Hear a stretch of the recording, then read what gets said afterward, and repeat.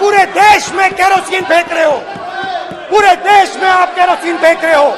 आपने मणिपुर में केरोसिन फेंकी और फिर चिंगारी लगा दी, अब आप हरियाणा में कर रहे हो, पूरे देश को आप जलाने में लगे हो। सबसे पहले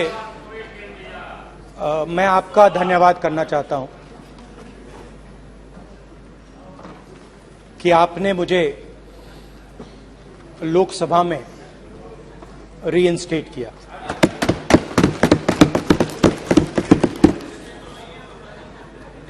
और पिछली बार जब मैं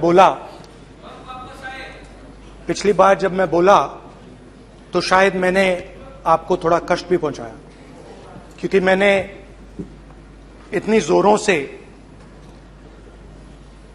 अदानी जी पे फोकस किया कि जो आपके सीनियर नेता हैं शायद उनको थोड़ा कष्ट हुआ। तो वो जो उनको कष्ट हुआ, हमेशा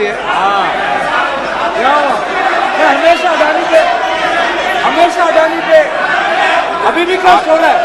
वो जो कष्ट हुआ, अभी भी कष्ट हो रहा है। विषय पे आइए, विषय पे। अभी भी कष्ट हो रहा है, अभी भी कष्ट हो रहा है। ये देखिए, ये सारे नहीं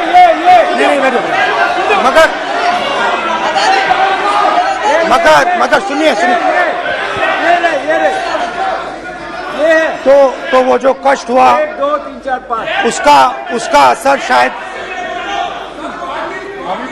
आप पे भी थोड़ा हुआ। तो इसके लिए मैं आपसे माफी मांगता हूं, मगर मैंने सिर्फ सच्चाई रखी थी। मगर आज जो मेरे बीजेपी के मित्र हैं, आज आपको डरने की जरूरत नहीं है, डरो मत, क्योंकि आज जो मेरा भाषण है, डरो मत, और आप डरो मत।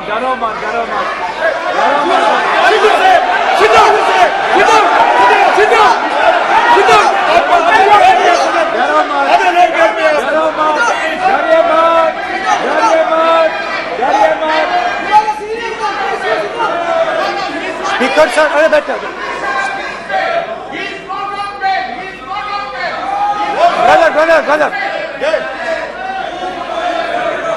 तो आज कोई घबराने की जरूरत नहीं है।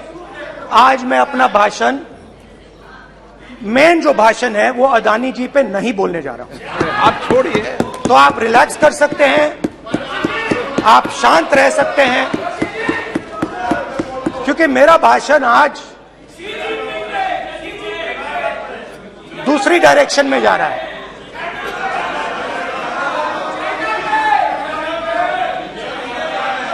रूमी ने कहा था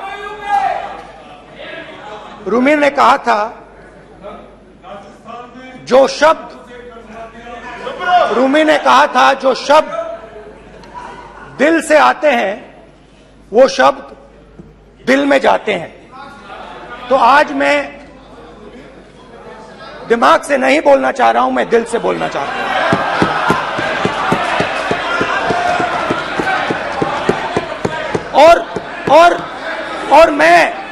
और मैं आज आप लोगों पर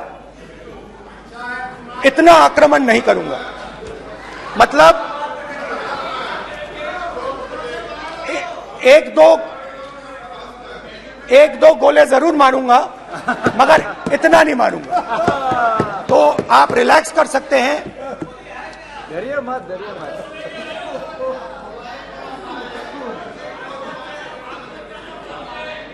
अरे रक्षा मंत्री जी आज संभाल लेंगे आप लोग।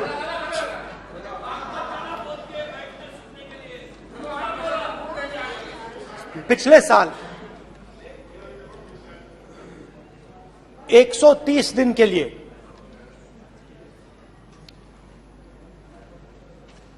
मैं भारत के एक कोने से दूसरे कोने तक गया। अकेला नहीं, बहुत सारे लोगों के साथ।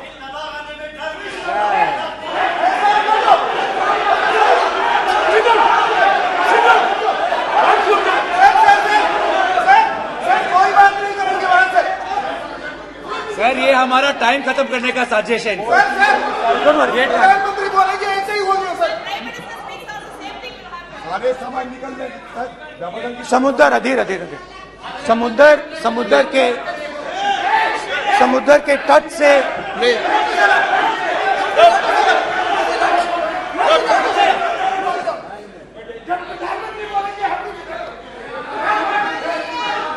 माननीय सदस्य प्लीज प्लीज ऐसे धमकाने का बात की मत बोलो यहाँ पे। बोलिए हाँ प्लीज। मैं समुद्र के तट से कश्मीर की बर्फीली पहाड़ी तक चला। नहीं, लद्दाख को मैंने नहीं छोड़ा। यात्रा अभी खत्म नहीं हुई है, यात्रा जारी है और जरूर लद्दाख आएंगे, घबराइए मत। बहुत सारे लोगों ने मुझसे पूछा यात्रा के दौरान, यात्रा के बाद कि राहुल तुम क्यों चल रहे हो, क्या तुम्हारा लक्ष्य क्या है, कन्याकुमारी से कश्मीर तक क्यों जा रहे हो। और जब वो मुझसे पूछते थे, शुरुआत में मेरे मुंह से जवाब नहीं निकलता।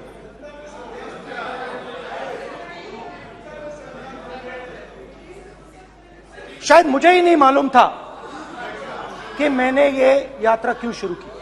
जब मैं कन्याकुमारी से शुरू हुआ, मैं सोच रहा था मैं हिंदुस्तान को देखना चाहता हूं, समझना चाहता हूं, लोगों के बीच में जाना चाहता हूं, मगर गहराई से मुझे मालूम नहीं था।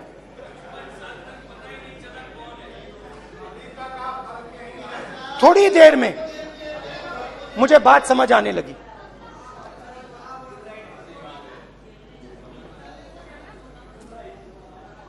जिस चीज से मुझे प्यार था, जिस चीज के लिए मैं मरने को तैयार हूं, जिस चीज के लिए मैं मोदी जी की जेलों में जाने को तैयार हूं, जिस चीज के लिए मैंने 10 साल हर रोज गाली खाई, उस चीज को मैं समझना चाहता था। ये है क्या जिसने मेरे दिल को इतनी। भाई आप रनिंग कमेंट्री बंद करो, नहीं तो हम भी चालू करेंगे। सुनने का धैर्य रखो। जिस चीज ने मेरे दिल को इतनी मजबूती से पकड़ रखा था, उसको मैं समझना चाहता। शुरुआत में जैसे मैंने शुरू किया, सालों से मैं हर रोज 8-10 किलोमीटर दौड़ता हूं, तो मेरे दिमाग में था कि अगर मैं 10 किलोमीटर दौड़ सकता हूं तो 25 किलोमीटर चलने का क्या मतलब, कोई बड़ी बात नहीं है। ये मैंने सोचा था। आज मैं उस भावना को देखूं तो वो अहंकार था कि मैं ये कर सकता हूं, ये कुछ नहीं है। तो मेरे दिल में उस समय अहंकार था।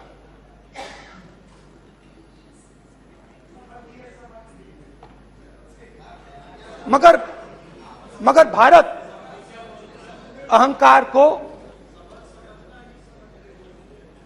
एकदम मिटा देता है, 1 सेकंड में मिटा देता है। तो हुआ क्या,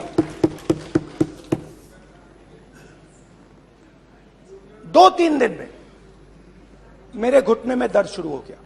पुरानी इंजरी थी और जबरदस्त दर्द।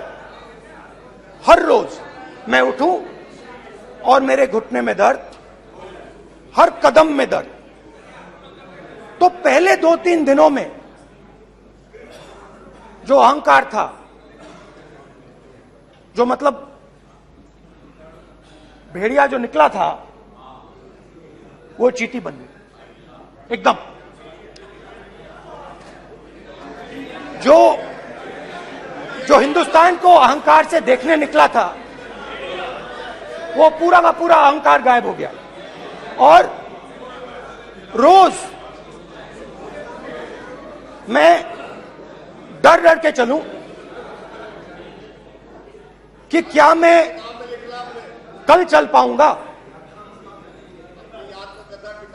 ये मेरे दिल में डर था। और जब भी ये डर बढ़ता था, कहीं ना कहीं से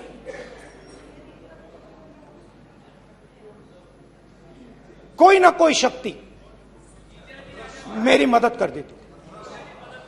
एक दिन मैं सह नहीं पा रहा था, एक छोटी सी लड़की आती है, मुझे चिट्ठी दे देती।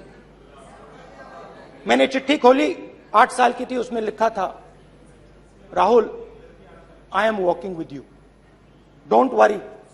उसने मेरे पैर में चोट देखी और उसने अपनी शक्ति मुझे दे दी। सिर्फ उसने नहीं, लाखों लोग ने। और शुरुआत में जब मैं चल रहा था, कोई किसान आता था, मैं एकदम पहले उसको अपनी बात बताता था कि आपको ये करना चाहिए, आपको इस प्रकार से काम करना चाहिए। मगर इतने लोग आए, हजारों लोग आए, कि थोड़ी देर में मैं बोल नहीं पाया। जो मेरे दिल में बोलने का डिजायर था, वो बंद हो गया। बोल ही नहीं पाया, क्योंकि इतने लोगों से बोलना था। और एक सन्नाटा सा छा गया, भीड़ की आवाज थी, भारत जोड़ो, भारत जोड़ो, भारत जोड़ो। और जो मेरे से बात करता था, उसकी आवाज में सुनता गया।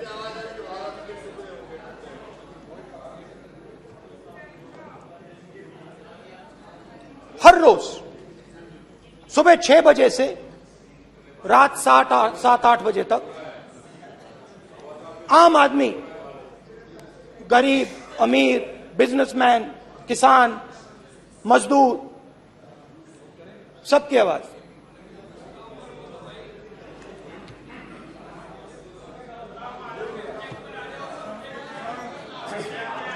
आ रहा हूं।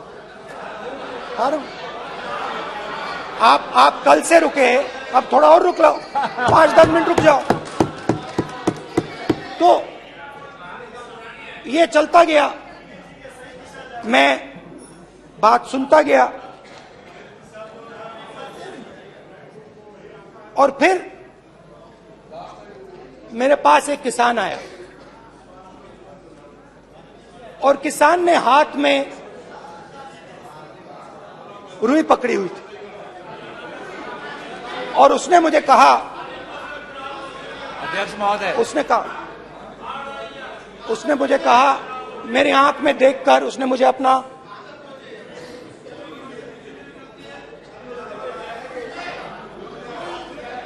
वो रुई का बंडल दिया, और उसने कहा, राहुल जी, यही बचा है मेरे खेत का, यही बचा है, और कुछ बचा नहीं है। मैंने उससे, जो मैं नॉर्मली सवाल पूछता था, भैया आपको बीमा का पैसा मिला, वो पूछा। बीमा का पैसा मिला, वो पूछा।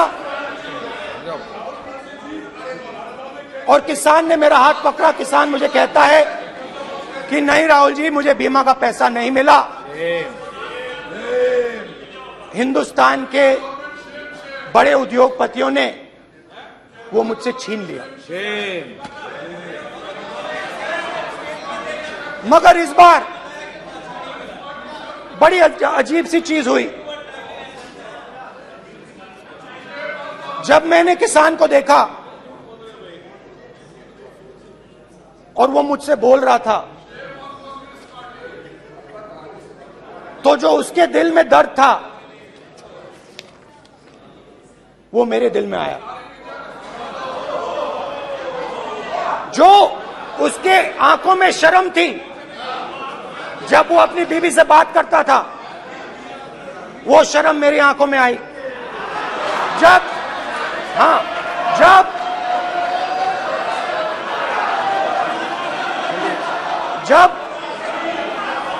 उसकी जो भूख थी वो मुझे समझ आई।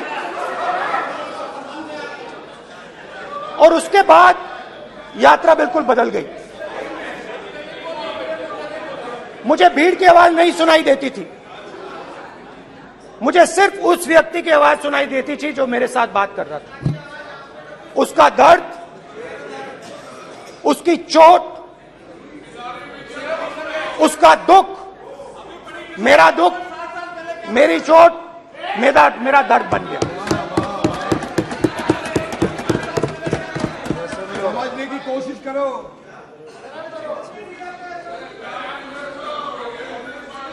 भाइयों और बहनों,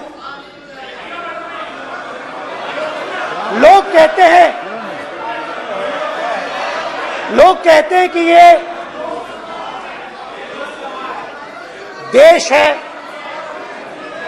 कोई कहता है ये अलग अलग भाषाएं हैं, कोई कहता है ये जमीन है, मिट्टी है, कोई कहता है ये धर्म है, ये सोना है, ये चांदी है।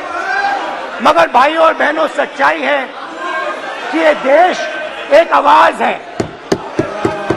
ये देश सिर्फ एक आवाज है। ये देश, इस देश की लोगों की आवाज है। इस देश के लोगों का दर्द है, दुख है, कठिनाइयां हैं। और अगर हमें इस आवाज को सुनना है तो हमारे दिल में जो अहंकार है,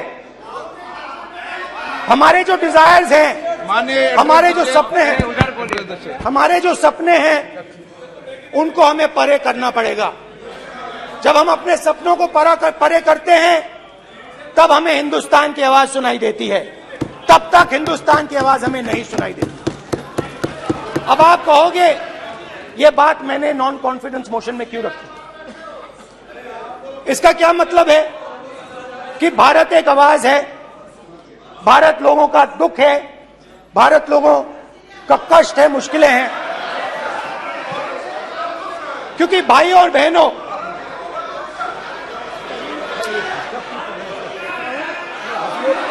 अध्यक्ष महोदय, अब पूरा सूद समेत जवाब तुमको मिलेगा, पूरा सूद समेत जवाब देंगे सर।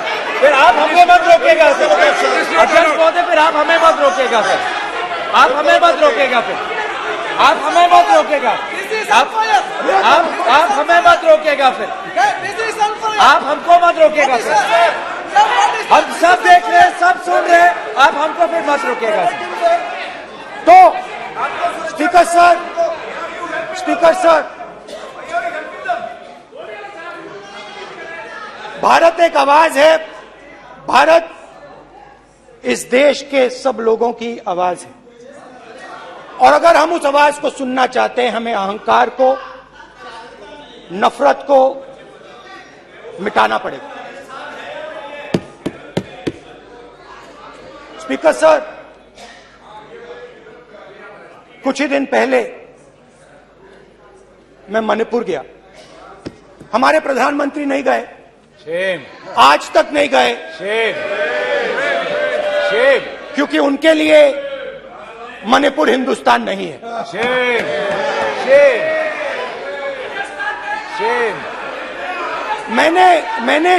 मैंने मणिपुर शब्द प्रयोग किया,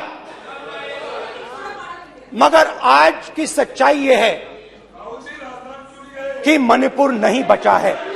मणिपुर को आपने दो भाग में कर दिया है। मणिपुर को आपने बांट दिया है, तोड़ दिया है। मैं मणिपुर में रिलीफ कैंप्स में गया। रिलीफ कैंप में आज जा रहा हूं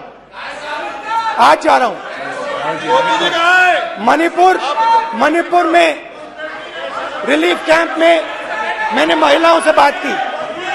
ठीक है सर, आप मत रोकिएगा।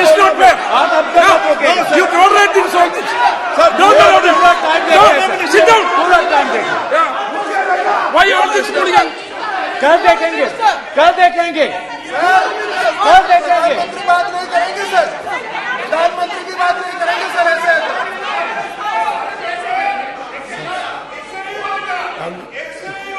सूद समय मैं जवाब मणिपुर मिलेगा। गया और मणिपुर के कैंप्स में मैंने महिलाओं से बात की, बच्चों से बात की, जो हमारे प्रधानमंत्री जी ने आज तक नहीं किया। एक महिला मुझे कहती है, मैंने उनसे पूछा, बहन क्या हुआ आपके साथ? What's this? सर कल ऐसा होगा सर, एक एक मंत्री बोल रहे हैं, कल आप बोले एक एक मंत्री खड़े होके बोल रहे हैं, एक एक मंत्री खड़े होके ऐसे कर रहे हैं। एक एक मंत्री खड़े होंगे तो पूरे सांसद खड़े होंगे यहाँ पे, पूरे सांसद खड़े होंगे यहाँ पे। बैठे नहीं है, चुपचाप करिए। पूरे सब खड़े होंगे, पूरे सब खड़े होंगे। कल सिर्फ कांग्रेस पार्टी नहीं, पूरा देश खड़ा होगा आपके खिलाफ। तो पूरा देश कल आपके खिलाफ खड़ा होगा। मैं बहुत सारी महिलाओं से बात किया, मगर मैं आपको दो उदाहरण देना चाहता हूं। एक महिला मुझे कहती है, मैंने कहा क्या हुआ तुम्हारे साथ? कहती है, मेरा छोटा सा बेटा, महिला का सम्मान करें प्लीज, ये सम्मान। एक ही बच्चा था मेरा, कोई शर्म कर लो गल एक ही बच्चा था मेरा, मेरे सामने, मेरे आंखों के सामने उसको गोली मारी है। मैं पूरी रात, आप सोचिए, आप अपने बेटे के बारे में, बेटों के बारे में सोचिए, मैं पूरी रात उसकी लाश के साथ लेटी रही। झूठ नहीं, झूठ आप बोलते हो, झूठ मैं नहीं बोलता हूं। मैं पूरी रात उसकी लाश के साथ लेटी रही और फिर मुझे डर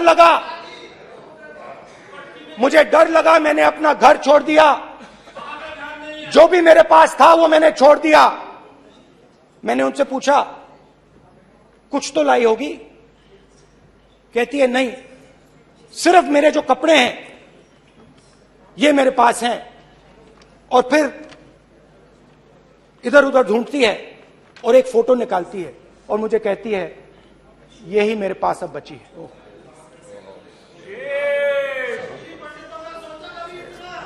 एक और उदाहरण, दूसरे कैंप में मैं, एक महिला मेरे सामने आती है, मैं उससे पूछता हूं, तुम्हारे साथ क्या हुआ? क्या हुआ तुम्हारे साथ? और जैसे ही मैंने ये सवाल पूछा,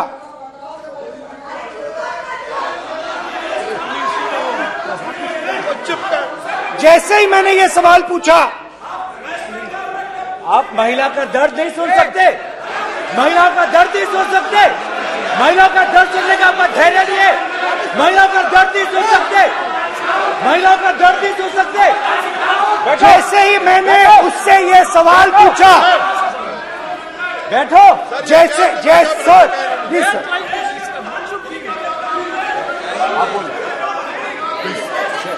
शर्म करिए, शर्म करिए। जैसे ही मैंने उससे सवाल पूछा, तुम्हारे साथ क्या हुआ, शर्म नहीं है तेरे को? वैसे ही एक सेकंड में वो कांपने लगी। उसने अपने दिमाग में वो दृश्य देखा और वो बेहोश हो गई मेरे सामने। कांपती हुई बेहोश हो गई। तो ये मैंने आपको सिर्फ 2 उदाहरण दिए हैं। स्पीकर सर, इन्होंने मणिपुर में हिंदुस्तान की हत्या की है, सिर्फ मणिपुर की नहीं, हिंदुस्तान की हत्या की है। इनकी राजनीति ने मणिपुर को नहीं, हिंदुस्तान को मणिपुर में मारा है। हिंदुस्तान को कत्ल किया है, हिंदुस्तान का मर्डर किया है मणिपुर में।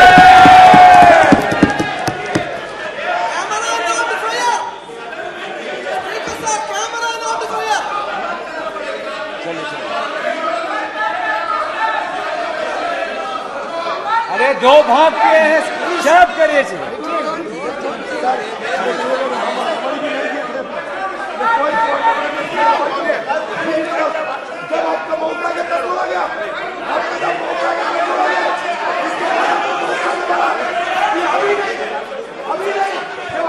माननीय सभी सदस्यों से कहूंगा शांति रखें, प्लीज प्लीज। मणिपुर, हाँ क्या बोल रहे हैं अब बोलिए।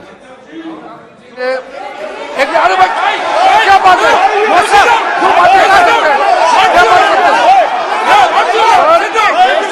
इन्होंने राहुल गांधी ने आज सदन में पानी पी रहे हैं भाई। सर ये राहुल गांधी ने आज जो बातें कही है इस सदन में बहुत ही बात किया है। मैं उनसे एक सवाल पूछना चाहता हूँ।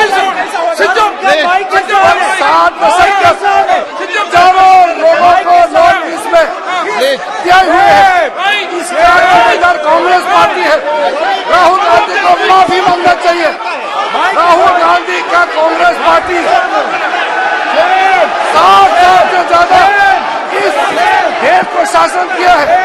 नॉर्थ ईस्ट को इन्होंने खत्म किया है।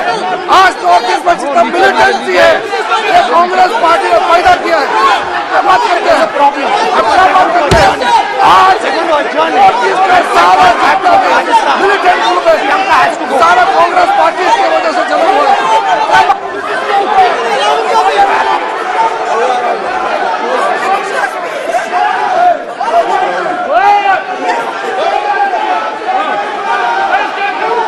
ओके बैक, आजा बैक हेमंत सबको पीछे ले आओ। बैक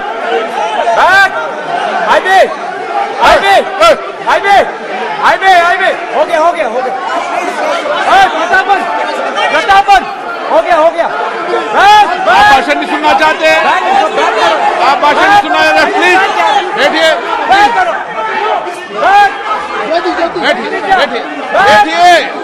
प्लीज बैठिए प्लीज बैठिए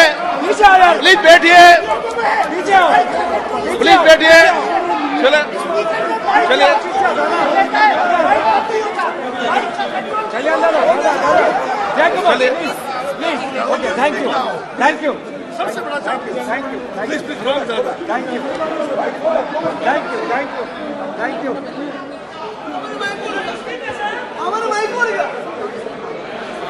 एक मिनट बैठिए एक मिनट प्लीज बैठिए बालूजी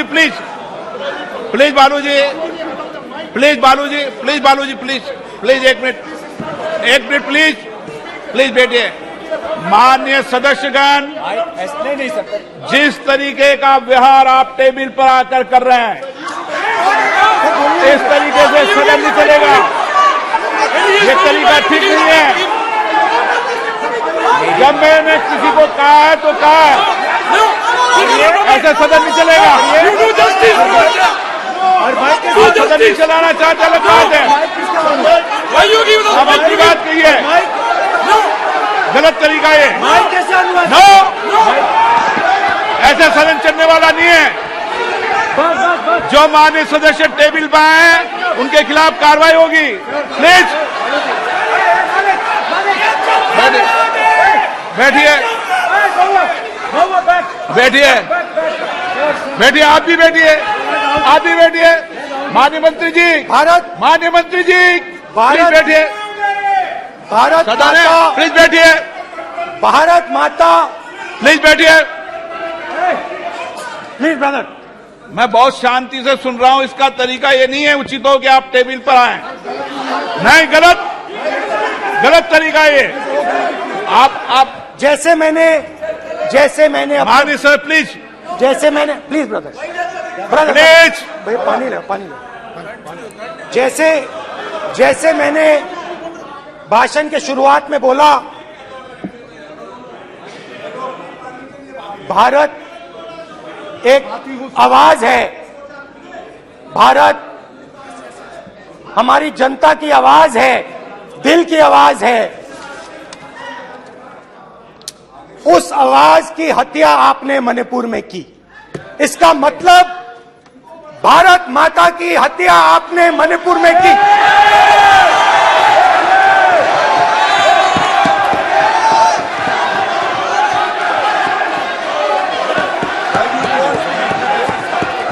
भारत माता को आपने मणिपुर के लोगों के मारा, आपने मणिपुर के लोगों को मारकर भारत की हत्या की है। आप देश द्रोही हो, आप देशभक्त नहीं हो, आप देश प्रेमी नहीं हो, आप देश द्रोही हो। आपने देश की हत्या मणिपुर में की। प्लीज एक मिनट, प्लीज बैठिए, प्लीज बैठिए। अब सवाल आप उठता है, बैठना चाहते नहीं बैठना चाहते, आप बैठना चाहते नहीं बैठना चाहते, इसीलिए आपके प्रधानमंत्री मणिपुर में नहीं जा सकते बैठिए आप, हैं, क्योंकि उन्होंने प्लीज देश की हत्या की है। मणिपुर में हिंदुस्तान की हत्या की है, भारत माता की हत्या की है। मणिपुर के लोगों के दिल में। प्लीज एक मिनट बैठिए आप, तो सवाल उठता है, एक मिनट बैठिए, एक मिनट। आप भी विराजे, आप भी विराजो, आप बैठिए सही, नहीं बैठिए रहने दो आप, चलो आप बैठिए आप, प्लीज बैठिए आप, प्लीज। आप बोल रहे फिर आप भारत माता के रखवाले नहीं हो, आप भारत माता के हत्यारे हो। प्लीज माननीय सदस्य, प्लीज माननीय सदस्य, प्लीज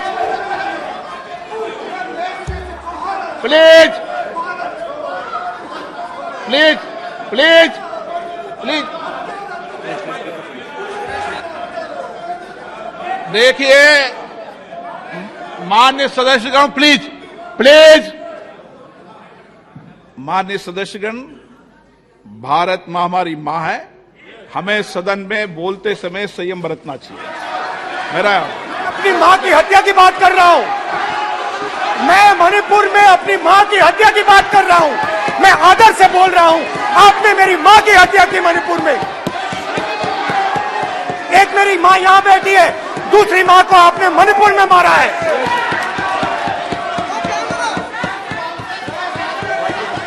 और हर रोज जब तक आप हिंसा को बंद नहीं करोगे, तब तक आप मेरी मां की हत्या कर रहे हो।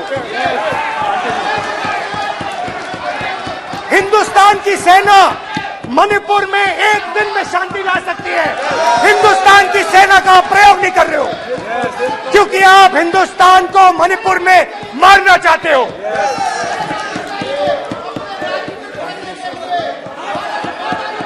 तो अगर नरेंद्र मोदी जी हिंदुस्तान की आवाज नहीं सुनते हैं, अगर हिंदुस्तान के दिल की आवाज नहीं सुनते हैं, तो किसकी आवाज सुनते हैं? दो लोगों की आवाज सुनते हैं। किसकी आवाज सुनते हैं? किसकी आवाज सुनते हैं? माननीय सदस्य, और इसलिए सुनते हैं। नो ये गलत तरीका माननीय सदस्य, देख लीजिए गलत तरीका है। अडानी जी के लिए मोदी जी ने क्या काम किया है, देख लीजिए। ये पहले आपको गलत तरीका आपका, माननीय सदस्य आपका गलत तरीका है। आप सीनियर सदस्य हैं, आप इस तरीके का व्यवहार सदन में मत करिए। आप बात करिए, लेकिन इस तरीके से पोस्टर लाना ये उचित नहीं है किसी तरीके से। रावण दो लोगों की सुनता था, रावण दो लोगों की सुनता था, मेघनाथ और कुंभकर्ण। वैसे ही नरेंद्र मोदी दो लोगों की सुनते हैं, अमित शाह और अडानी। भाई और बहनों, लंका को हनुमान ने नहीं जलाया था, लंका को रावण के अहंकार ने जलाया था। प्लीज माननीय सदस्य, आप संयमित बोले। आप ये सदन है, आप तरीके से बोलिए माननीय राम सदस्य। ने रावण को नहीं मारा था, रावण के अहंकार ने रावण को मारा था। आप पूरे देश में केरोसिन फेंक रहे हो, पूरे देश में आप केरोसिन फेंक रहे हो। आपने मणिपुर में केरोसिन फेंकी और फिर चिंगारी लगा दी। अब आप हरियाणा में कर रहे हो, पूरे देश को आप जलाने में लगे हो। आप पूरे देश में भारत माता की हत्या कर रहे हो। धन्यवाद स्पीकर।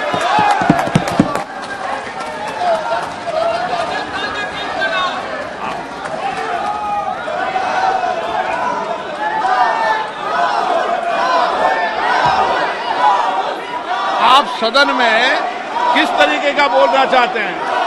ये सदन है माननीय सदस्य, संसद है। प्लीज बैठिए।